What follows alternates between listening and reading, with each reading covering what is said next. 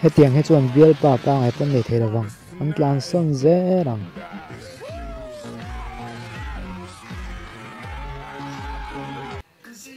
hết nu hi tu nu pui ni om tắc nghề còn mình làm gì đó nhỉ bon phá này tu te mà nu pui ni om tắc anh này hết tiếng ăn khó bận lung oi hi nu pui tan này vét ăn thọ khóc mày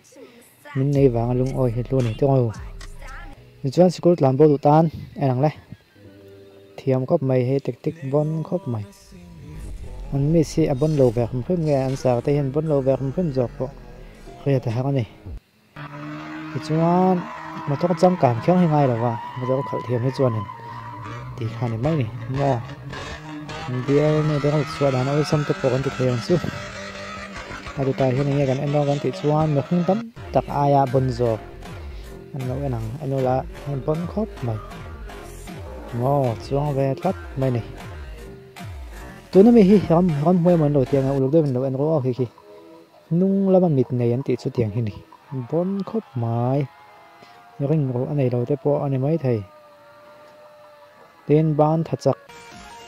hay tôi là mình đầu đeo bon không khóc mày hay po hình chặt nhớ cái thọc thầy gần một độ doan hay tiền hình này thọc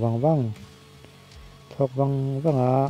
chúng chặt thọc tắc này anh chiang tiền nuông đeng vía vâng tôi này install kan lo zok lokanga tiang hian han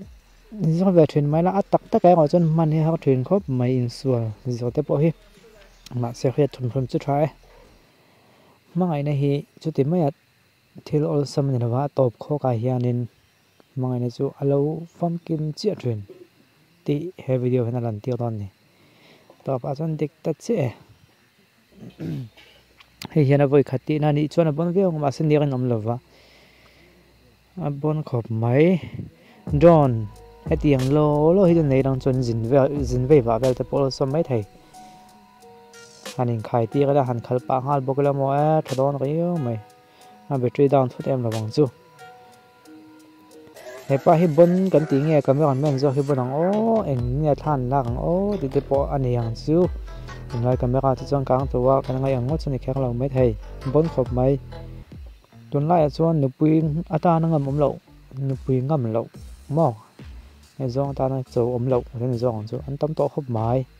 nên tập hi áp mũi nằm thiêng này thiêng top mấy này chung thì chọn hệ pa lung gần tí oi đầu việc tí thòng lẽ mày cái lung tí oi đầu là ống khop mấy mắc mày nào uluk Devin hay anh là uluk Devin anh đã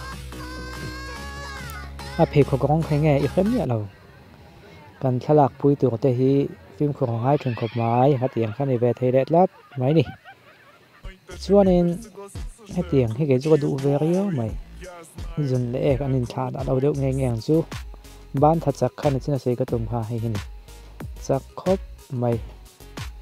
in cùi bùa nó chắc nghèm tiếng họ chú thật cần nó đăng lại tiếng hay po hi bon hay po thọc tí đâu chú này thọc chỉ khát chú này mày thọc xuống cái đâu này mày thì chú này sẽ lạc tới cái hàn pe đầu thuyền tầng nào hẹn ăn cái bữa lại hết chú nên hàn thì đón tay đón chân còn pe video mấy thầy này cho sẽ lạc po ăn nuông đậu mấy thầy cần lạc bùi tê rồi còn tép po này mấy thầy anh mà này không hề mình motivate ngal tốt mày này thariu mày này chú anh tụi ta chọn driver senior tắc tam bộ tụi nó mình chú học sẽ về đấy lắc mấy thầy